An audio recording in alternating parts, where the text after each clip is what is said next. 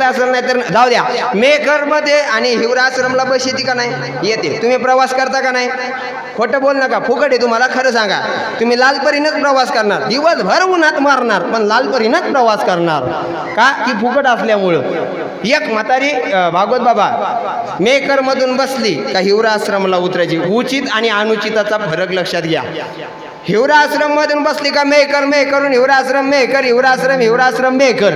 3 महिने प्रवास केला. 3 महिने त्या बसवर एकच कंडक्टर होतं आणि ती म्हातारी दररोज 1-1 किलो बदाम त्या कंडक्टरला खायला द्यायची. किती? बोला जा. किती? 1 किलो बदाम दररोज खायला द्यायची. किती दिवस? 3 महिने. 3 महिने बदाम खाल्ल्याच्या नंतर त्या कंडक्टरच्या डोक्यात प्रश्न निर्माण झाला आणि ते मेकरला एक दिवस त्या आजीला म्हणे, आजी काय तुझा जीव आहे ग माझ्यात? 3 महिने झाले तुम्हाला किलो बदाम खायला देते, सफरचंदासारखा फुगलो की बघ बनली मी. म्हातारी म्हणे, माझा तुझ्यावर अजिबात जीव नाही, तुझ्यावर माझा अजिबात प्रेम नाही बाळा.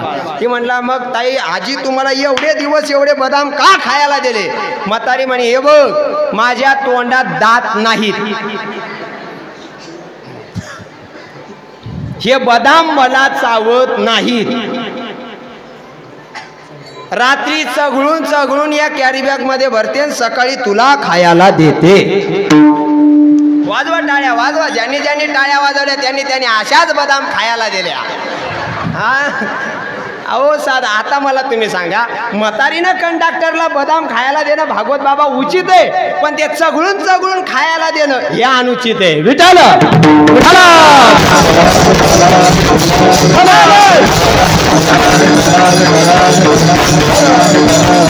म्हाताऱ्या माणसाच्या कधी नादाला लागायचं नाही महाराज. परवा दिवशी भागवत बाबा एक म्हातारी माझ्याकडे कीर्तनात आली आणि मला तिनं गळ्यातलं 5 तोळ्याचं गंठण काढून दिलं. 5 माझ्याकडे बघा, 5 तोळ्याचं गंठण म्हातारीनं मला काढून दिलं. कीर्तन झाल्यावर मी आजीला म्हटलं, भाऊ अनंत भाऊ, म्हटलं आजी हे तुझं 5 तोळ्याचं गंठण तुला घेऊन जा. रामदास महाराज. म्हातारी म्हणे, महाराज राहू दे, एवढ्या लांबून तू आमच्या गावात कीर्तनाला आला, राहू दे, मला तुझं कीर्तन आवडलं. बघा, काढू नका बरं गळ्यातलं कोणी. 5 तोळ्याचं गंठण काढलं मला दिलं रामदास महाराज. कीर्तन झाल्यावर म्हातारीला दंडवतच घातलं. म्हातारी म्हणे, महाराज घ्या हे गंठण, तुम्हाला राहू द्या. मी म्हणलं, आजी तुझ्या पाया पडतो, ओलांडेश्वराची शपथ आहे बघ तुला, हे गंठण तू घरी घेऊन जाय. म्हातारी म्हणे, गप्पस, अख्ख्या बुलढाणा जिल्ह्यात 10 वर्ष झाले कोणता सोनार त्याला मोडीत घेत नाही म्हणून तुला दिलं. तुला द्यायची काही इच्छा माझी अजिबात नव्हतं. कुठं म्हाताऱ्या माणसांच्या नादाला लागता या आपल्या मुद्द्यावर. तुकोबाराय म्हणले, बाबा भगवंताकडे काही मागायचं नाही, हे माझं ठरलेलं आहे, पक्क ठरलेलं. पण मला भगवंताकडे उचित आहे ते मी भगवंताकडे मागणार आहे आणि जे अनुचित आहे ते आम्हाला भगवंताकडे मागायचं नाही. पण महाराज जगाच्या मालकानं तुकोबाराय जेव्हा मंदिरात जावे जगाच्या मालकाच्या, आणि जगाच्या मालकानं तुकोबारायन पुढे मान खाली घालावी. मान खाली घातल्याच्या नंतर जगाच्या मालकाची मान का खाली गेली म्हणून तुकोबारायनं जगाच्या मालकाला विचारलं, देवा का मान खाली घातली हो? देवानं सांगितलं, तुकोबाराय खूप वजन झालं तुमच्या घराण्याच्या भक्तीचं माझ्या डोक्यावर, माझी हात जोडून नम्रतेची विनंती आहे बघा तुम्हाला, तुम्ही माझ्याकडे काहीतरी मागा. मग तुकोबाराय देवाला म्हणले, देवा तू जे मला देणार आहे ते मला अजिबात नको, मनची काही मागा हेची देगा पांडुरंगा, द्यायचं असेल तर मला माझ्या मनाप्रमाणे दे. मग तुकोबारायने भगवंताकडे काय मागितलं? महाराज अभंगाच्या प्रथम दान दे ग देवा, हेच दान दे ग देवा, हेच दान दे ग देवा, दान दे ग देवा, दान दे ग देवा, हेच दान दे ग देवा, हेच दान दे ग देवा, हे दान दे देवा, हेच दान दे ग देवा, हे दान दे ग देवा, हेच दान दे ग देवा, दान दे ग देवा, हो हे दान दे ग देवा, हेच दान दे ग देवा, हेच दान दे ग देवा, हेच दान दे ग देवा, हो हेच दान दे ग देवा, हेच दान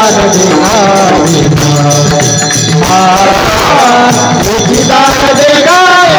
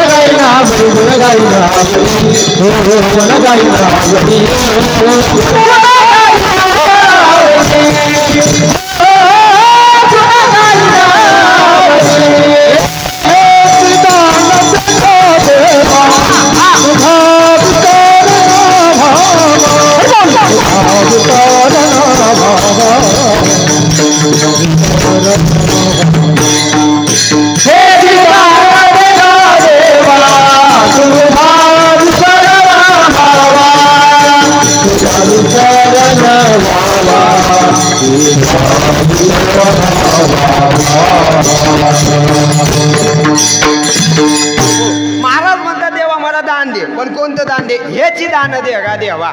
बरोबर 9:30 वाजता दान मागितलं महाराज. 9:30ला दान मागितलं. महाराज म्हणले 30 मिनिटात कुठं न्यायचं ते ने, वैकुंठाला ने, कुठं न्यायचं ते घेऊन ने, पण मला 30 मिनिटात मोकळं कर. करायचं का नाही? हो.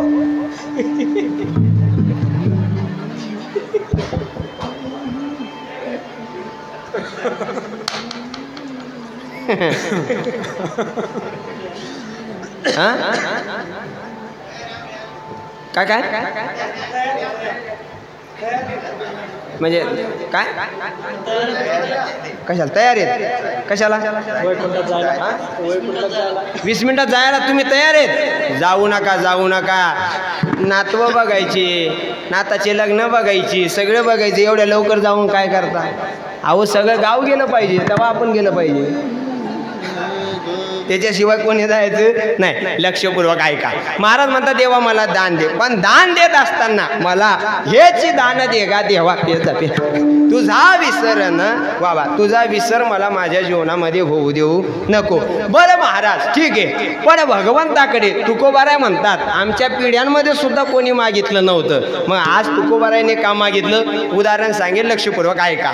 महाराज म्हणतात कधी कधी आपली मागायची अजिबात इच्छा नसते भागवत बाबा, पण समोर कोण आहे याच्यावर आपला निर्णय अवलंबून असतो. प्रभू रामचंद्राने सीता मातेने हनुमंतरायाला रत्नाचा हार दिला होता का नाही? रत्नाचा हार दिला. हनुमानराय रत्नाचा हार हातामध्ये घेतला रामदादा आणि बाजूला गेले आणि ते एक एक रत्न दातानं फोडत होते. फोडत असताना शेजारी बसलेल्या एका वानराने विचारलं, हनुमानराय तुम्हाला रत्न पाहिजेत नव्हते तर तुम्ही घेतला तरी कशाला हार? हनुमंतरायाला त्या वानराने प्रश्न विचारल्याच्या नंतर हनुमंतरायाने त्या वानराला सांगितलं, हे बघ मला या रत्नाची अजिबात गरज नाही, याच्यात रामच नाही तर मला याची गरज नाही, म्हणून हे फोडून टाकतोय. पण देवा मग तुम्ही घेतलं का?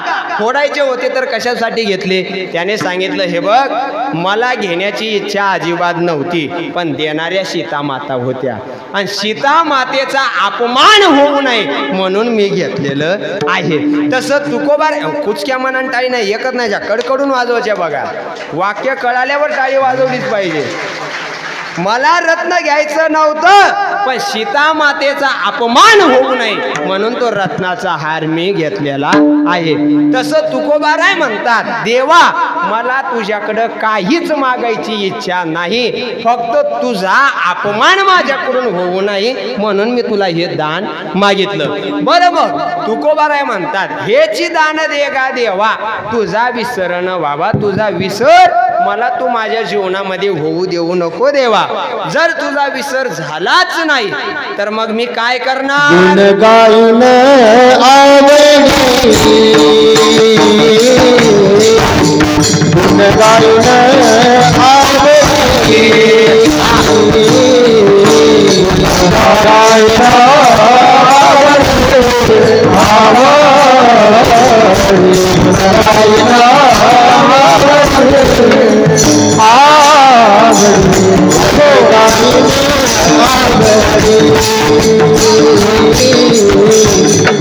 गाई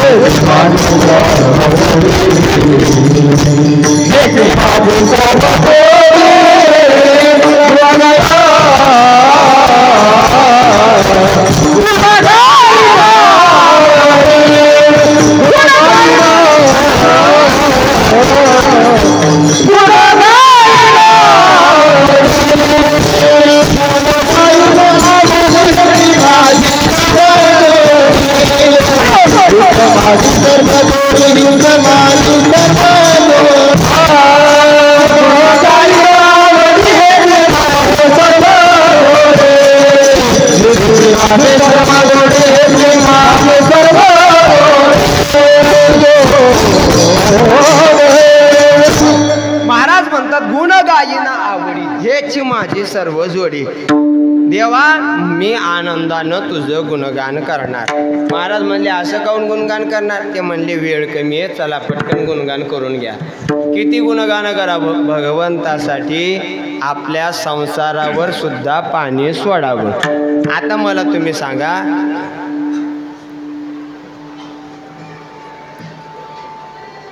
आज आपण महाशिवरात्रीच्या या महापर्वावर या ठिकाणी एकत्रित एवढ्या बहुसंख्येनं आलो. कशासाठी आलो?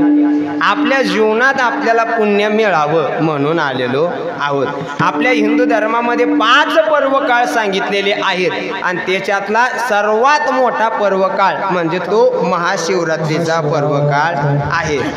आजच्या दिवशी माणसानं तिळभर जरी पुण्य केलं तर त्याचं मन भर होतं.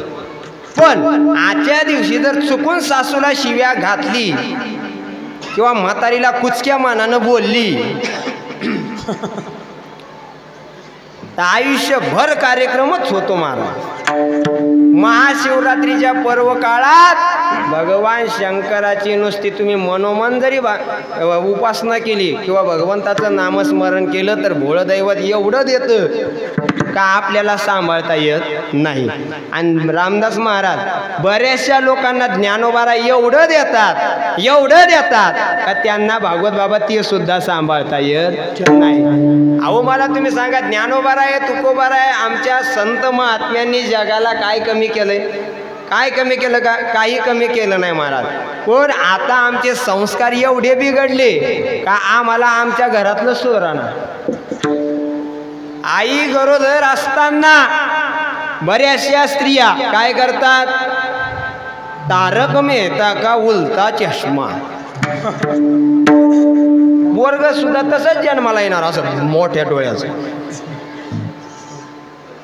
अहो याला सुद्धा शास्त्राचा पुरावा आहे महाराज. आईच्या पोटामध्ये बाळ असताना आई जे बघते, आई जे खाते, आई जे वागते ते संस्कार त्या बाळावर होतात. काय पुरावा आहे महाराज? भाकड कथा आम्हाला सांगू नका. जा मग कधीतरी महाभारतात अर्जुनाने चक्रव्यूह कसं फोडायचं हे कोणाला सांगितलं होतं?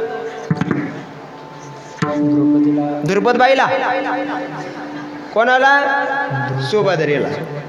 पण सुभद्रा मा या मध्ये झोपल्या. अभिमन्यूला चक्रव्यूहात जायचं कसं हे कळालं, पण त्यातनं बाहेर निघायचं कसं हे कळालं नाही. म्हणून अभिमन्यूचा दुर्दैवी मृत्यू त्या चक्रव्यूहात झाला. मग आपण असंच म्हणतो आमच्या पोराचा ऍक्सिडेंट झाला ना आमचं पोरग जागेवर गेलं. जाणार की तू आई पोरग बाळ पोटात असताना तू काय केलं? नुसतेच पिक्चर पाहिले, दनादन साऊथचा पिक्चर, पुष्पा झुकेगा नाही साला. मग पोरग काय करणार? तेच करणार की.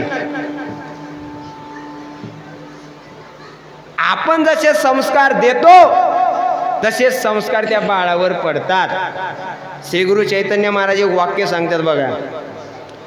महाराज म्हणतात आईच्या पोटामध्ये बाळ असताना आईने जर ज्ञानेश्वरीच्या ओवीवरून बोट फिरवलं ना, ज्ञानेश्वरीच्या एका एका ओवीवरून जर बोट फिरवलं तर ज्ञानोबा राय तुमच्या लेकराचं बोट ज्ञानोबा रायांच्या हातात धरतात. आणि एकदा का ज्ञानोबा रायांनी त्या बाळाचं बोट आपल्या हातात धरलं का त्या बाळाला आयुष्यभर कुणाचं बोट धरायची गरज पडत नाही. पण हे आम्हाला लवकर कळत नाही. आज एक पिक्चर आला बघा, त्याचं नाव काय? आता एक नवीन पिक्चर आला धर्मवीर छत्रपती संभाजी महाराजांवर. त्याचं नाव काय? काय? छावा. आणि त्याच्या अगोदर एक पिक्चर आला होता त्याचं नाव काय? पुष्पा. बरोबर, तो आपला चुलताच होता ना, त्याच्यामुळे आपल्या आठवणीतच जाणार महाराज, आहे का नाही? ऐका, पुष्पा आपल्या ध्यानात आहे. संभाजी महाराजांचा जन्म हा कोणत्या किल्ल्यावर झाला होता?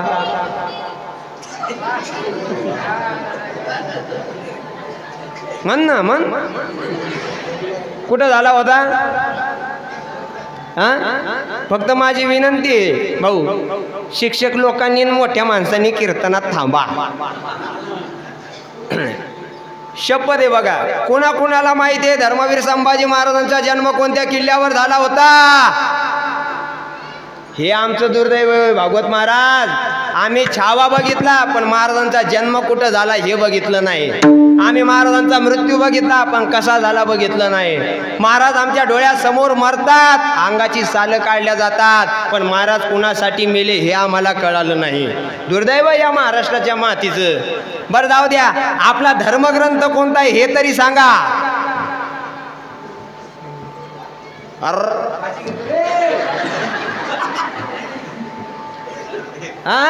अहो आमच्यासारखे किती कीर्तनकार आले, किती धडकून धडकून मेले, हाय माहित आहे का?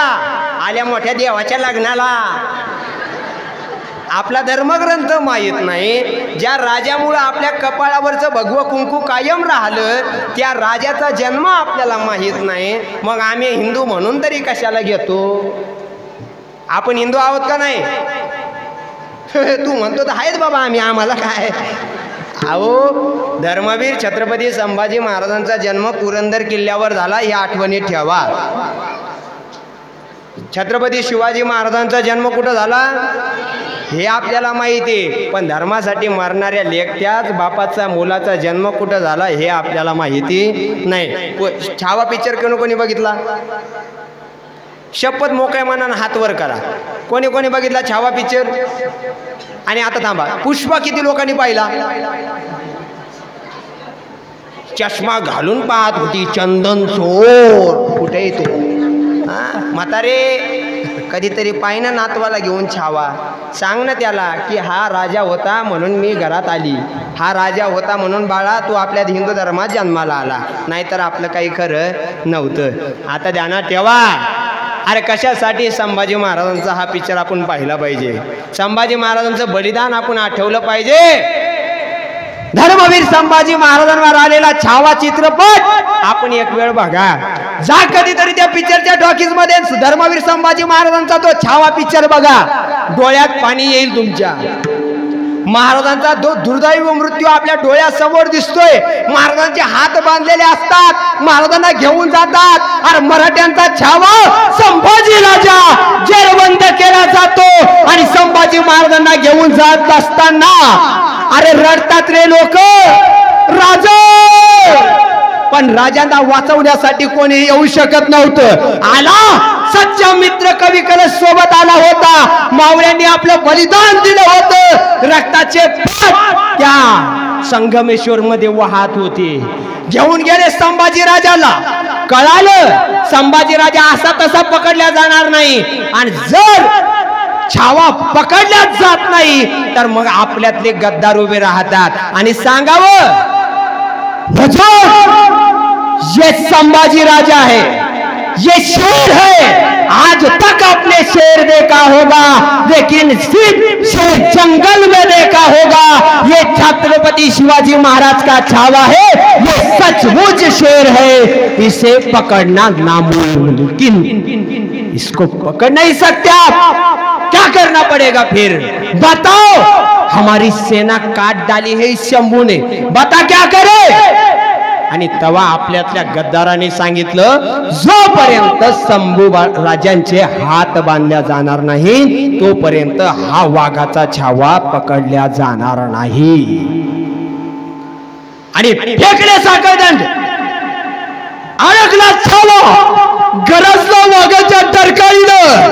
हे गद्दार, तू जर गद्दारी केली नसतेस तर दिल्लीवर सुद्धा भगवाच फडकवला असता, भगवाच फडकवला असता. छावा संभाजी राजा पकडला आणि घेऊन जात होते. अरे रक्त अंगावरनं खाली उसळत होत.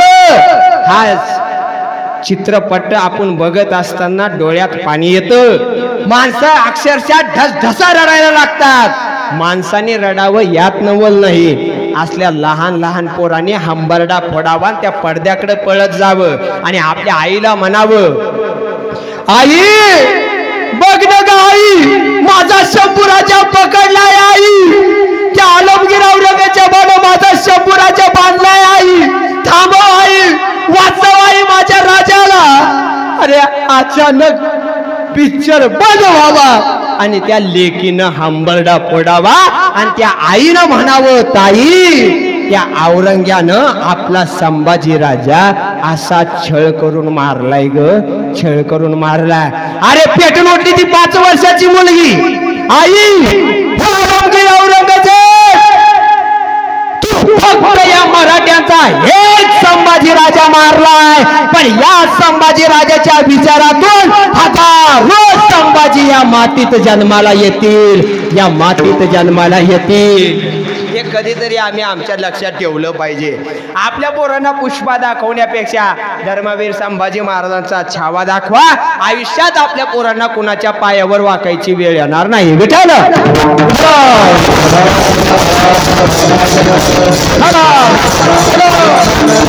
कधीतरी आम्ही मावळ्यांचा पराक्रम आमच्या डोळ्यासमोर घेतला पाहिजे. कधीतरी मावळे आम्ही अनुभवले पाहिजे. अरे कसे असतील तानाजी बाजी, मुरारबाजी, यसाजी, कोंडाजी, कडतोजी, सूर्याजी, जोत्याजी यांच्यासारखी माणसं होती म्हणून स्वराज्य उभं राहिलं. हे कधीतरी आम्ही आमच्या लक्षात घेतलं पाहिजे.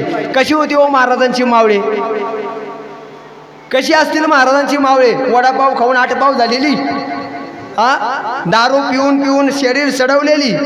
अरे कसे असतील महाराजांचे मावळे. सुपारीच्या खांडाचं व्यसन राजाला नव्हतं आणि उभ्या आयुष्यात कोणत्याच मावळ्याला सुद्धा तसलं व्यसन नव्हतं. जसा राजा तशी प्रजा. एकदा त्याला रांजाच्या पाटलाचा महाराजांनी चौरंगा केला तर उभ्या स्वराज्यात पुन्हा बलात्कार नावाचा शब्द सुद्धा शिल्लक राहिला नव्हता. आता कायम बलात्कार या महाराष्ट्राच्या मातीत होतात का? जोपर्यंत या बलात्कार करणाऱ्यांचा चौरंगा केला जात नाही तोपर्यंत या महाराष्ट्रातला हा बलात्कार थांबणार नाही. ह्या गोष्टी थांबवायच्या असतील तर कधीतरी आपल्या लेकरांना छावा दाखवा, म्हणजे त्यांना कळेल माझ्या बहिणीचं संरक्षण करायचं कसं. आपल्या बहिणीचं संरक्षण करायचं असेल तर अगोदर भाऊ सक्षम व्हावा लागतो. पण भावाचेच 10 लफडे ते काय करीन. ते काय करीन महाराज? करू शकत नाही, बदल घडून घ्यावा लागतो. कोणी आपल्यावर बदल घडवत नाही, स्वतः बदलावं लागतं, तेव्हा जग बदलतं. लोक म्हणतात जग खराब झालं, जग खराब झालं. काय खराब नाही झालं डोंबल्या, तू जग जाग्यावरच आहे, फक्त तू खराब झाला, बाकी काही नाही झालं. जग बदललं म्हणजे काय झालं? काही जग बदललेलं नाही महाराज. लोक तोंडानंच जेवतात, अजून काही जग बदललेलं नाही. मला तुम्ही सांगा, माणसं मेल्यावर जाळतात का जिवंत जाळतात? तुम्ही जिवंत जाळता का? नाही, मेल्यावरच जाळतात ना. अजून तरी काही जग बदललेलं नाही. लक्षपूर्वक ऐका, फक्त आपल्याला बदलायची गरज आहे. विठ्ठल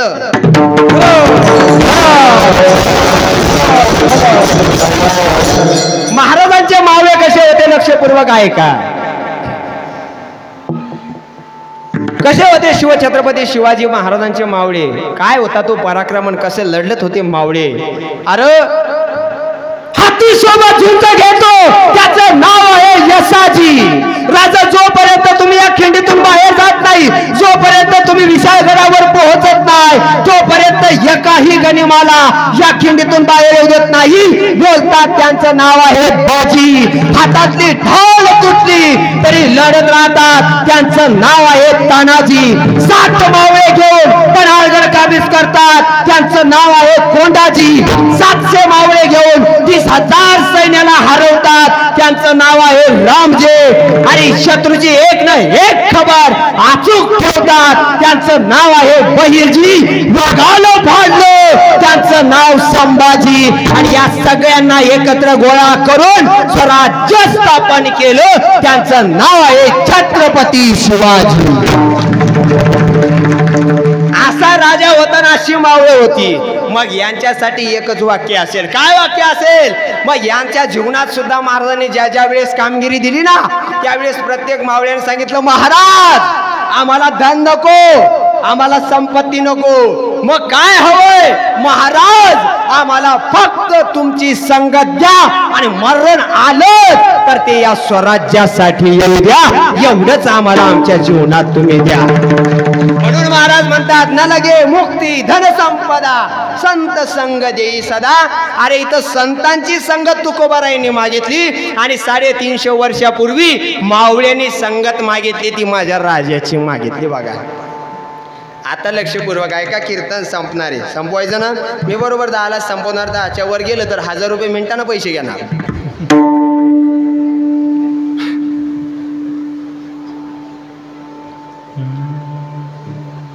शेवटच्या मुद्द्याकडे आपल्याला यायचं, शेवटच्या चरणावर आपल्याला कीर्तन सोडायचं रामदास बाबा. पण इथले पुढचे 10 मिनिटं तुम्ही कीर्तन ऐकत असताना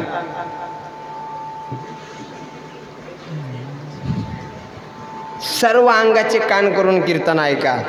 आजच्या कीर्तनामध्ये आपल्याला खूप काही न्यायचं नाही महाराज, पण आपल्या घरातल्या तरुण पोरांना आणि नातवांना आपल्या महाराजांचा पराक्रम, शंभू राजाचं चरित्र आपल्याला आपल्या कानात हृदयात साठवून घरी घेऊन जायचंय. पोराला TV समोर बसवायचे आणि त्याला एकदा धर्मवीर संभाजी महाराजांचा छावा चित्रपट दाखवायचा आहे. एवढंच काम तुम्ही करा.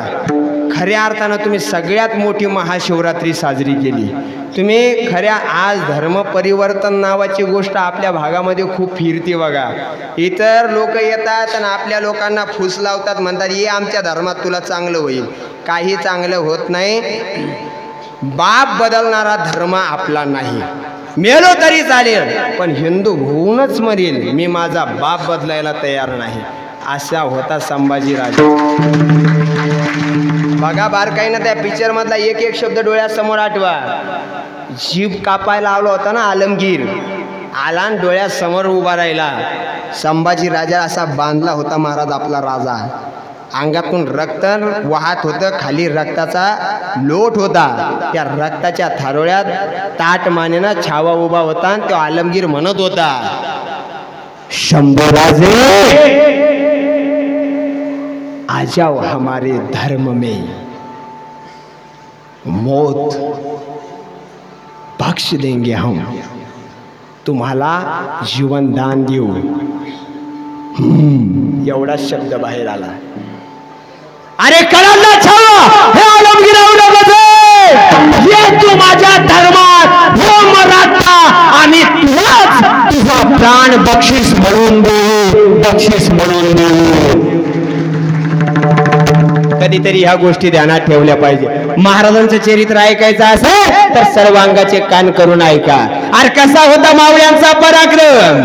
याई शिवाय देवीच्या मंदिरात मासायाची जाऊ जावं, जगदंबेला साकडे घालावं.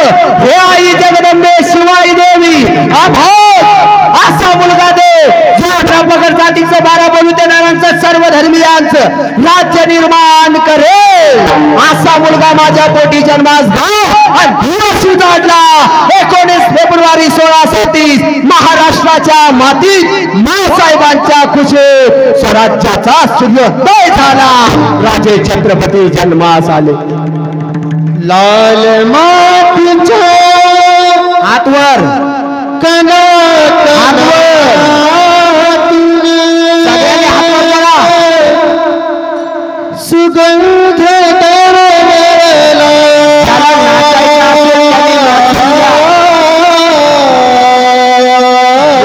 मनानं महाराजांचा जन्म साजरा होणार. नाचून घ्या. जिजाऊ पोटी बाळ शिवाजी जन्माला आला. हातवर जन्माला आला. शिवनेरीवर शुभ जन्मला. शिवनेरीवर शुभ जन्मला. राजाचा अधिपती फार राजाचा अधिपती.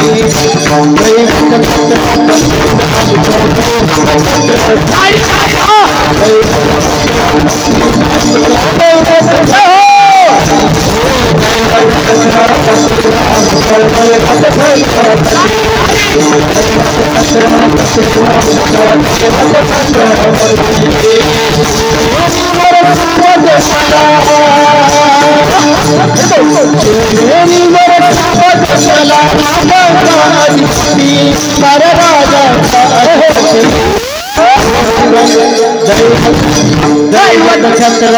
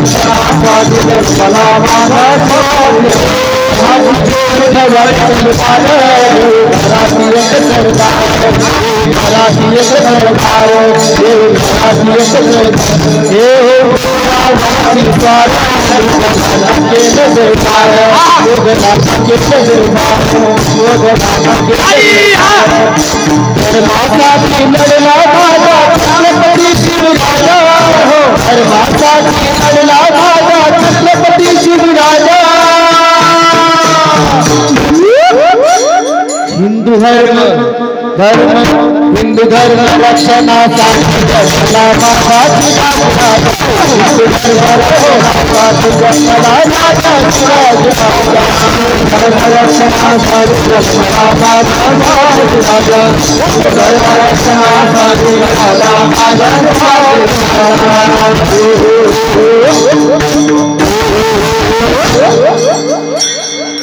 क्षत्रिय कुलो हातवर क्षत्रिय कुलो सिंहासनाधीश्वर महाराजा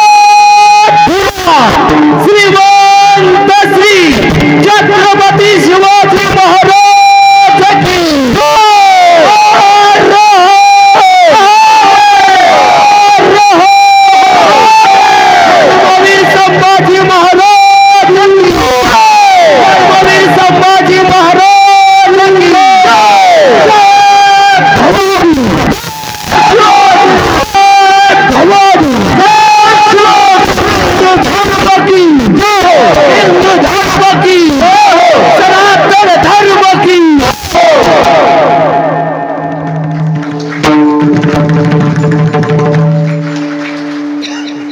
संपलं कीर्तन.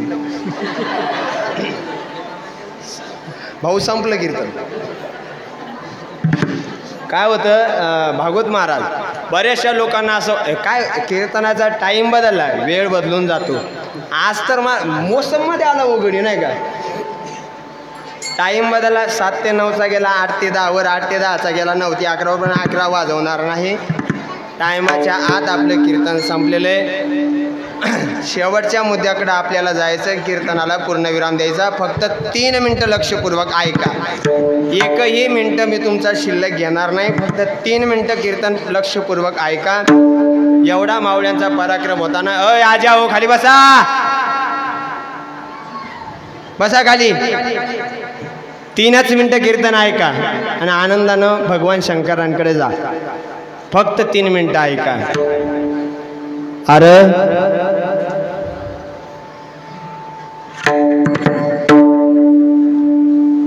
धर्मवीर संभाजी महाराज ज्या दिवशी स्वर्गात गेले असतील त्या दिवशी देवानं सुद्धा संभाजी राजाला वाकून मुजरा केला असेल रे, वाकून मुजरा केला असेल. संभाजी राजा डोळ्यासमोर दिसला असेल देवाला आणि देव म्हणाला असेल, राज या राज या सुवर्णमय सिंहासनावर बसण्याचा अधिकार तुमचा आहे राज, तुमचा आहे. देव संभाजी राजाच्या जवळ आला असेल, संभाजी राजाचा हात देवानं आपल्या हातात धरला असेल आणि देवाच्या सोबत मराठ्यांचा देव चालत येत असेल. पण समोर शिवछत्रपती शिवाजी महाराज दिसले असतील की त्याचं काळीज हळवळलं असेल आणि तो बाप म्हणाला असेल, शंभू बाळा, ए शंभू बाळा. अरे बापानं मुलाला बघितलं असेल आणि मुलानं बापाला बघितलं असेल. निघाला असेल जेव्हा संभाजी राजा आला असेल, बापाच्या जवळ वाकून मुजरा केला असेल आणि त्या बापानं कडकडून मिठी मारली असेल. रे शंभू बाळा, का एवढा अन्य अत्याचार सहन केला रे लेकरा. एक वेळ फितुरी केली असतीस तर प्राण वाचला असता न र, प्राण वाचला असता. पण संभाजी राजानं म्हणावं, आबासाहेब बघा एकदा तुमच्या शूराबांचा हा शूर छावा, या शूर छाव्यानं तुम्ही कष्टानं उभं केलेलं स्वराज्य मरेपर्यंत आलमगीराच्या पायावर गहाण ठेवलं नाही. आबा गहाण ठेवलं नाही. बघत राहिला असेल बाप आपल्या पोराकडं. अरे कसला वाहक पोटी जन्माला आला, जगदंबेला साकडं घातला असेल, रायरेश्वराला हात जोडले असतील, जगदीश्वरा अरे कोणत्या काळजाचं बनवलं होतस रे तू माझ्या शंभू बाळाला. आबा तुमचं शंभू बाळ ताट मानेर आलमगीराच्या समोर उभं होतं, आमचे हात बांधले होते. आबा तापलेल्या सळया शंभूच्या डोळ्यासमोर आल्या, आम्हाला कळून चुकलं तुमच्या शंभूची डोळे फुटणार. आम्ही डोळे झाकले. आबा समोर तापलेल्या सळया डोळ्यासमोर आल्या, फुटणार आम्हाला विचारत होता, जनाब आपकी आंखें तो बंद कर लो. पण आम्ही म्हणालो, आमचे डोळे आम्ही नेत्र मिटले. आमच्या डोळ्यासमोर उभं राहिलं स्वराज्य, आमच्या डोळ्यासमोर उभं राहिला रायगड, आमच्या डोळ्यात उभं राहिलं मासाहेबांचं रूप. आबा आमची डोळे फुटत असताना एका डोळ्यात मासाहेब होत्या आणि एका डोळ्यात तुम्ही होता. आबा तुम्ही होते. आमची डोळे फुटली. आबा डोळ्यातून काळा धूर बाहेर आला. आमची फक्त बघत होतो आणि मनातून म्हणत होतो, जगदम जगदम. डोळे फुटली. बघत होता आलमगीर आमच्याकडे. आबा आलमगीर आमच्याकडे बघत होता, आम्हाला कळालं होतं हा औरंगजेब फक्त तुमच्या शंभूच्या मुखातून माफीचा एक शब्द ऐकण्यासाठी तरसतोय. तो आम्हाला म्हणत होता, शंभूराजे हम आपकी जान बख्श देंगे, एक बार कहो मैं हिंदू धर्म छोड़ने के लिए तैयार हूं. पण संभाजी राजा धर्म सोडायला तयार नव्हता. अरे कडाला छावा आलमगीर औरंगजेब थांबलास तू आमच्या मुखातून एक माफीचा शब्द ऐकण्यासाठी. अरे तरसत राहतील तुझे कान या शंभूच्या एका शब्दासाठी. अरे हा संभाजी मरेल पण तुझ्या पुढे नतमस्तक होणार नाही. औरंगजेब नतमस्तक होणार नाही. आबा तुमच्या शंभूची जीभ छाटली, तोंडातून रक्त बाहेर आलं, साल काढली आबा आमच्या अंगाची. बोकड सोलावं तसं तुमचं लेकरू सोलून काढलं आबा.